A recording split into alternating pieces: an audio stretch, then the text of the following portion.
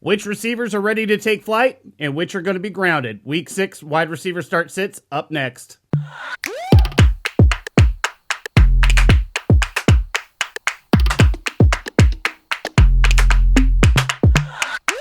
Week 6 is coming up. I hope your win column is swelling and bursting at the seams. And we have some interesting wide receiver decisions to make this week. And some of them start in the Northwest, in Seattle, with DK Metcalf as Geno Smith taking over the reins of that aerial attack while Russell Wilson recovers from tendon surgery on his middle finger. What does that mean for DK Metcalf this week? Well, you know what? DK looked pretty good with Geno. Honestly, it looked like Geno knew who was the biggest, fastest, tallest guy on the field with awesome hands, and that's DK Metcalf. It looked like he came in and looked for him, got him in the end zone on a 23-yard touchdown. You know, he's scored 4 touchdowns out of his last 5 games. And I really do think that if there's going to be a receiver that's going to succeed for the Seattle Seahawks, it's going to be DK Metcalf. I believe that we might see Geno do what the lesser quarterbacks do, and they lean on the one receiver. They're one receiver A. And, you know, you look at DK, he's basically the size of a tight end and, you know, the speed of a gazelle. He's huge, fast, has good hands, running better routes every single game. And, you know, he's going to be, I think, the guy that Geno really leans on. I think he could very well see a huge target bump with Geno Smith under center. And as a guy that is just going to be his go-to guy. We think about quarterbacks that have to lean on a guy. A lot of the times that's a tight end. In this situation, they don't really have the tight end. Gerald Everett's not bad, but when we think about the physical freak that DK is, I think he's still going to be in line for big games with Geno Smith under center. And I think that's going to start in week 6. I think he's a start. I think you put him in there. I don't think you have to worry too much about DK, at least for this week. And then we'll reassess the situation after we see an entire game with Geno Smith under center. Put up or shut up moment for Odell Beckham Jr. This isn't really an indictment of Odell. He's out there. He looks fast. He's running great routes. It's just more of an indictment between him and Baker Mayfield never being on the same page. This goes back to the entire history that Baker and Odell have in Cleveland, and they've just never been able to get on the same page. You see Baker making plays with David Njoku, and you've seen it with Rashard Higgins and Donovan Peoples-Jones, and it just never seems to materialize for some reason with Odell Beckham Jr. Now, I do believe that this is a good week for Odell to be able to score. I don't think this is a terrible matchup at all. I think this is a matchup in which he should flourish and he should do well. However, there are things like Mary Kay Cabot coming out with stories, other outlets coming out with stories suggesting we should trade Odell Beckham before the trade deadline. You know, you've seen a target decrease every week. 9 the first week he came back, 7, and then 3. You're supposed to see an increase in targets when you come back from an extended injury the way he did, not a decrease. This is concerning. And you have to look at the fact that they have basically abandoned the wide receiver in Cleveland. It seems, you know, they're running these large formations with 2-3 tight ends. They're running the ball like a Baltimore Ravens team where it's 65-70% runs, man. And it is kind of fun to watch. Like if you're a Hunt owner, congratulations, you did great. If you're a Chubb owner, obviously you're pretty damn happy, except for the fact that Hunt keeps stealing Chubb's touchdowns. But, that's the way it goes in this offense, you just have two guys that are able to just bang the ball between the tackles and get outside and get the edge and take advantage of the defenses in the passing game. And you look at a physical freak in David Njoku, and you see what he did last Sunday, and you're like, let him go. And somehow Odell just continues to get lost in this entire mess, despite the fact that there are no wide receivers to really speak of in this offense. And so that's concerning. You got a great matchup this week. Like I said, Arizona ceding 7 touchdowns to wide receivers and every single week. But week 5, to Trey Lance, so Trey Lance is the only quarterback that hasn't thrown a touchdown to a wide receiver against the Arizona defense. And let's face it, Trey Lance, as fun as he is to watch, is not ready to be an NFL quarterback. So to me, it's a put up or shut up week for Odell. I think he's in a position to succeed, and if you can't do it this week, it's really kind of time to relegate him to the pine until we start seeing signs of life. Robert Woods was one of these guys last week. To me, was a ride the pine type week. I understand he went off, but if you had him on your bench, you did the right thing. And if Odell can't do it this week, then he's going to be in the same situation where he's not going to be a guy that you can trust and rely on, and you're going to have to put him in timeout. So in a position to succeed, this is really exciting. Chase Claypool finally gets to be one of the guys, man, a full-time guy in this offense. And if they don't make him a full-time guy for the rest of the season, then they are doing this offense a disservice. Expected Juju to leave in the offseason. That didn't happen. However, he suffered an injury, out for the rest of the season. Enter Juju Smith-Schuster. And we're talking about a guy this year who, when he's had a full-time opportunity after Juju went out, with Deontay Johnson out, when he was with the knee injury, you're talking about a guy that had 25-26% target share in this offense and is a vertical threat, a playmaker, a touchdown machine, had 11 touchdowns in his rookie season. And now he gets to be the guy for the rest of the season. For 3/4 of the season, we get to see this guy be the guy. You saw what he did against a good secondary in the Denver Broncos. I know it didn't look great last week, but, Chase Claypool has a nose for the end zone. He has a nose for big plays. He's done a good job in the games where he was a part-time player. Now he gets to be basically a full-time wide receiver 2 in your lineup. It starts this week. You think about Seattle, they've ceded 6 touchdowns to wide receivers, 1,061 yards on 74 catches to wide receivers in the first 5 games of the season. Juicy matchup for Chase Claypool. That motherfucker in my lineup. I'm excited about it. It's going to be an exciting rest of the season for Chase Claypool owners. I think you got what we thought he was going to be in year 2 at the end of last year when we thought Juju was going to go bye-bye. So, Juju, we hate to see you go bye-bye in this manner, but, it opens the door for Chase Claypool and their owners to take advantage. And we just know Claypool's going to end up being the more valuable guy down the road now that he gets those targets than Juju ever was in this offense. Brandin Cooks.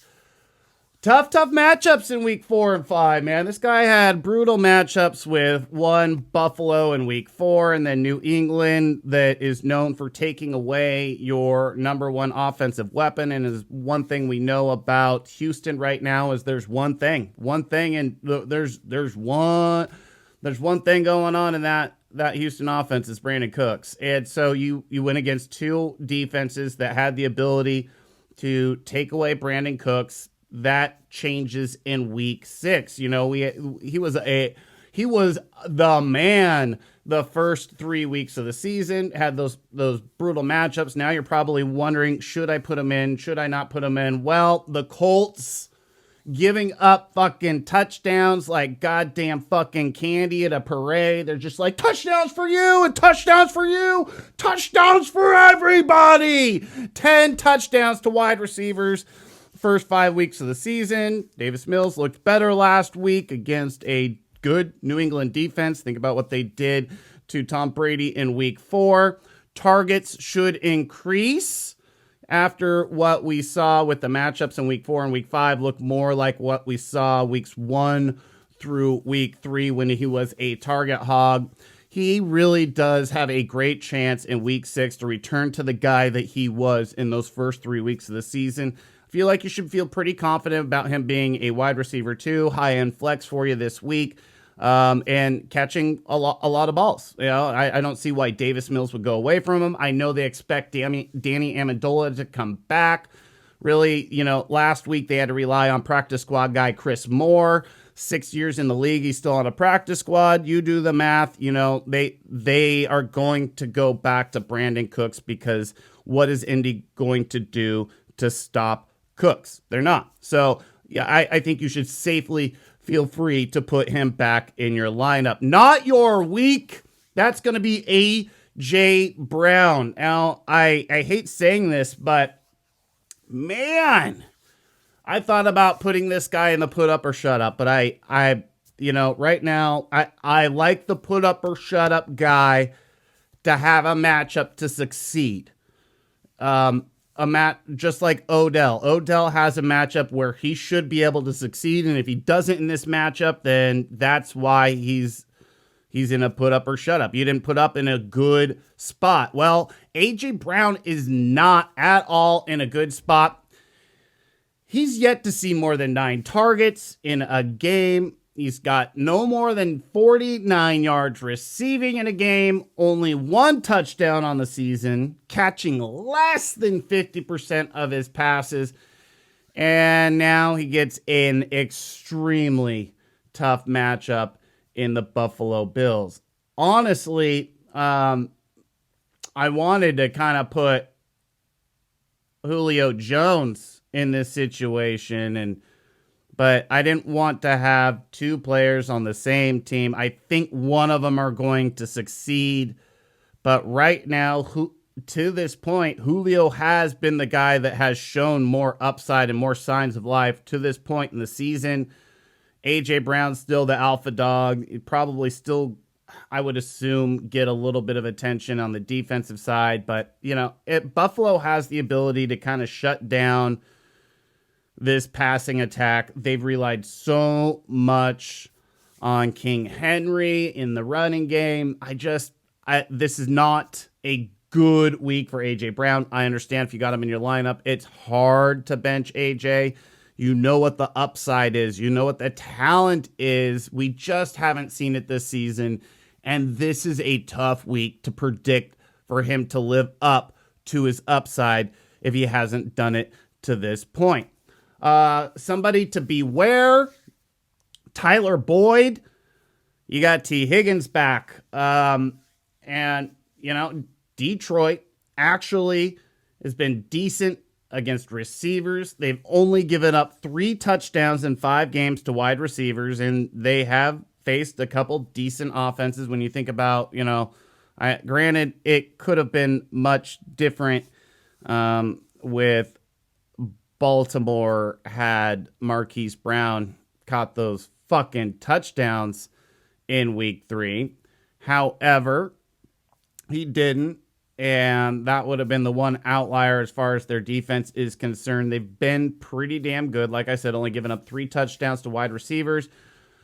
T. Higgins back in the lineup. There's obviously this love connection between Jamar Chase and Joe Burrow, and that leaves an erratic, sporadic time of trying to predict when Tyler Boyd is going to be the guy. And then you think about the fact that this guy is supposed to be buoyed by receptions. He's only got 2 games so far this season with more than 4 receptions. That's not good. And only 2 with more than 6 targets on the season, to me, makes it an easy fade for Tyler Boyd, a guy that has 1 touchdown on the season, not known for getting in the end zone. And now he's fighting for targets with T. Higgins, Jamar Chase in the equation this season. And then I think Joe Mixon comes back, has a good week. They get back to running the ball, leaning on the run, and getting big plays out of the passing game. And that's T. Higgins and Jamar Chase and not Tyler Boyd. So I just think this whole game script kind of works against Boyd this week. And he's a guy, to me, easy fade. You probably have another guy that you could use in your flex wide receiver 3 that you feel a little bit more confident in week 6. And if not, there might be a guy out there on waivers that, depending how deep your league is, that you could go out there and pick up and kind of do a spot play for the week. And then I did double down on wide receivers in one wide receiver core, and that's going to be Seattle. I really liked DK Metcalf this week, and I'm kind of fading Tyler Lockett. One, we've seen this where Tyler Lockett had 2 monster weeks. Now he's disappeared for 3 weeks in a row. And that's kind of what Lockett does, right? Like, to me, like, everybody's kind of pushing the panic button. I don't understand. This is what this guy's been in his career. He goes off for 5-6 games of just superhuman type production and single-handedly will win you a week. And then he disappears and he will single-handedly lose you weeks because he put all of his points and all of his effort into those like 5-6 games on the season. And then you're dicking around trying to figure out which games he's going off and which games he's not going off. Now, no Russell Wilson. You know, we're talking about a guy that you need to be pinpoint accurate with on the deep pass because that's what he does. He makes big plays in the passing game on the deep ball. Russell Wilson, one of the most accurate passers in the league on the deep ball. Geno looked pretty good the other night, but like I said earlier, I think he was more interested in DK Metcalf. It looked like he kind of had a love connection with DK, like he wanted to lean on him. And I know DK only had 5 receptions in the game. But yeah, I just look at Lockett. He's smaller. The style of play that he leans on is good for Russell Wilson. But I don't know if it's going to be good for Geno. I think Geno is going to be good for 1 wide receiver. I don't think he's going to buoy 2. And I think that's going to be DK. I think Lockett is a guy that if I can find a better option, I'm looking for it on my roster. If you were able to get a guy like Kadarius Toney, even though he's got a bad matchup, I'm more interested in a guy like him, who just was a guy that was like 90% available off of waivers. So there are options that I think that you could lean towards over Lockett when you think about a guy that's only got 2 games with more than 5 targets. You know, I know they're going to try to get on the run with Geno Smith under quarterback. It's still, to me, it's going to be a tough road to hoe on the running game this week, but they're still going to try to run. They're not going to want to lean on Geno. That means less opportunities for Lockett. I don't think gets the 10, 12 targets that he every once in a while gets with Russell Wilson. And, you know, like I said, when they're running more, it's going to be a faster game, less opportunities in the passing game. And I think Lockett is a fade. Just simple as that.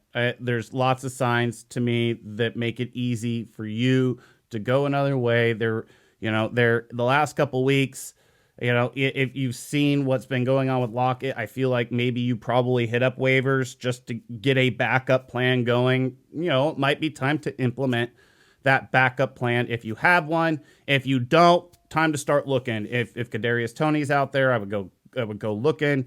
Even a guy like Amon-Ra St. Brown, who in PPR format last couple weeks, 2 games with 8 targets apiece. I think he has, off the top of my head, 13 receptions on 16 targets in 2 weeks.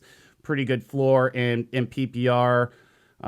So I think there are options that you could lean towards over Lockett in week 6. Thank you for watching. Make sure to like, share, subscribe. If you have any start-sit questions, I will be joining Football Sunday with Mike Lynch and Rashad Taylor for their Fantasy Scramble. We answer last-minute start-sit questions. You can send them in to 503-250-1080 via text, and then you can check out listen live on Odyssey. The link will be down below in the description. Thank you again for watching. Make sure to check out my Week 6 running back start-sits that'll be coming out later today.